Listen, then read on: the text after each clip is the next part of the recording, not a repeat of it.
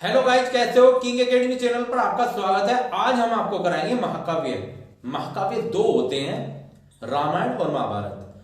और आज का विषय है महाभारत। और महाभारत महाकाव्य से संबंधित एग्जाम की दृष्टि से जो महत्वपूर्ण क्वेश्चन बन सकते हैं इस वीडियो में कंप्लीट कराया जाए, क्योंकि हमें हिस्ट्री का पूरा portion A to Z complete कराना है और बहुत डीपली।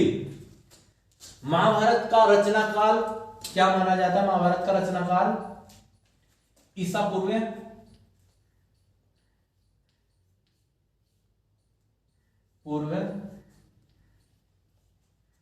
चौथी शताब्दी।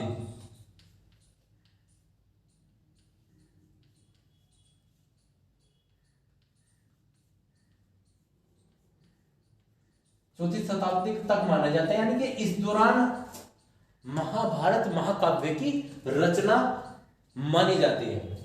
रचनाकार महाभारत के रचनाकार वेद व्यास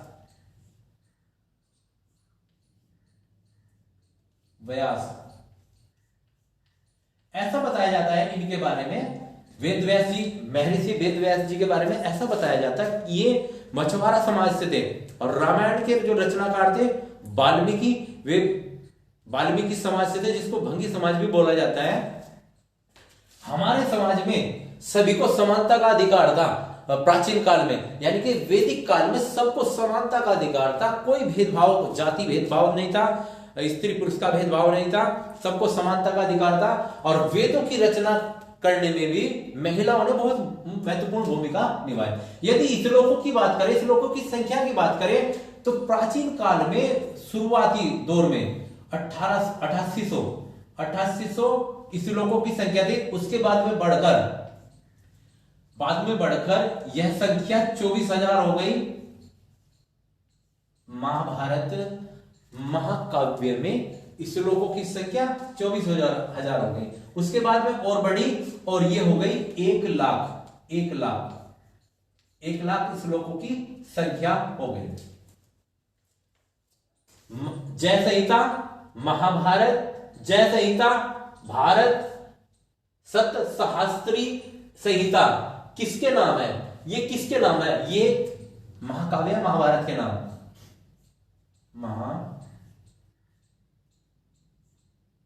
महाभारत के नाम है। और महाभारत महाकाव्य में जय संहिता, यानी कि वीरता का वर्णन, यानी कि युद्ध का वर्णन, जय संहिता में युद्ध का वर्णन विस्तृत रूप में किया गया है। एक बात याद आ गई मुझे। लड़की को देखने के लिए गए हुए थे और लड़की से काफी बात कर ली। उसके बाद में लड़की से पूछा, अब बेटा तुम्हारी रुचि धार्मिक पुस्तकों में भी है क्या? उस लड़की ने जवाब दिया कि हाँ, मेरी धार्मिक पुस्तकों में भी रुचि है। मैंने भागवत गीता भी पढ़ ली और मैंने रामायण भी पढ़ ली। उसके बाद में जैसे आपके घर जाऊंगी महाभारत शुरू कर दूंगी। महाभारत में कितने पर्व होते हैं? महाभारत में 18 पर्व होते हैं। 18 पर्व।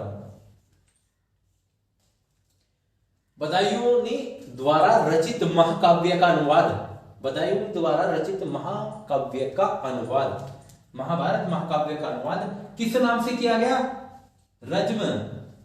रज्मनामा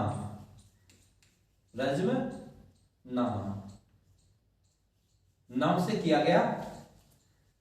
महाभारत महाकाव्य का फारसी में अनुवाद रज्मनामा नामक पुस्तक के नाम से किया गया।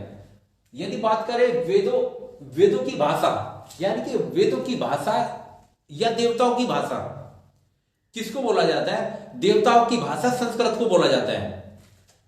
और बहुत पवित्र भाषा है संस्कृत।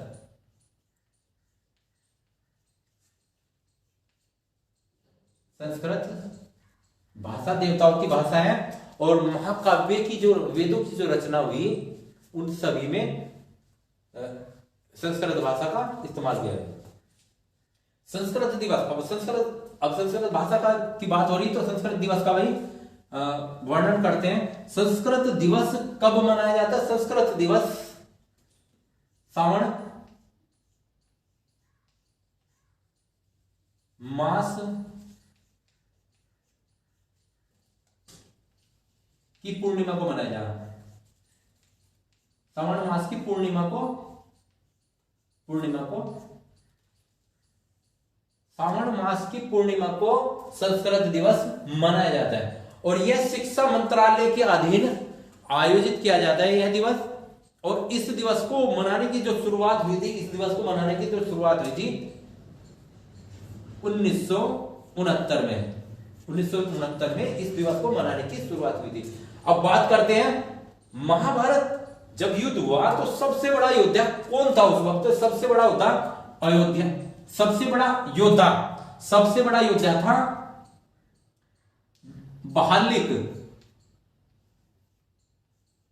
बाहलिक, सबसे बड़ा योद्धा बाहलिक। और ये भीष्म पितामह के चाचा जी थे। और यदि बात करें सबसे कम उम्र का योद्धा अभिमन्यु।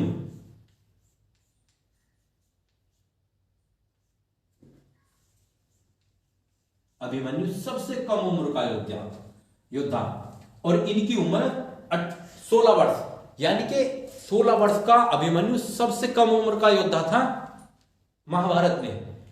और यदि वीडियो पसंद आई तो चैनल को सब्सक्राइब और वीडियो को लाइक कर देना। धन्यवाद।